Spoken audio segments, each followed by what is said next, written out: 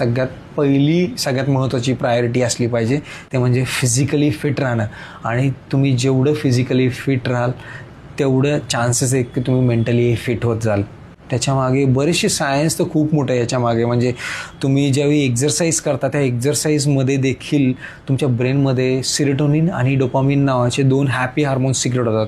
आणि त्या happy hormones जर त्याची कमतरता असेल, तुमच्या ॲक्टिव्हिटी लेवल्स खूप ड्रॉप झाल्यात त्यामुळं, तर डेफिनेटली तुम्हाला मग डिप्रेशनचा प्रॉब्लेम फेस करायला लागू शकतो.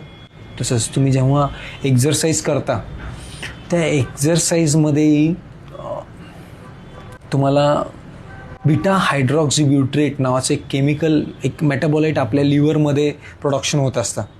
आणि हे बीटा हायड्रॉक्झिब्युट्रेट आपल्या ब्लडमधल्या BDNFच्या लेवल वाढवतं, ब्रेन डिराइव्हड न्यूरोट्रॉपिक फॅक्टरच्या लेवल वाढवतो. आणि त्याच्यामुळं तुमचा ब्रेन चांगल्या प्रकारे फंक्शन करायला लागतो. म्हणजे आपला एक एक्झरसाईज तुमच्या ब्रेनला कशा प्रकारे फिट ठेवू शकतो याचं हे सगळं सायन्स आहे.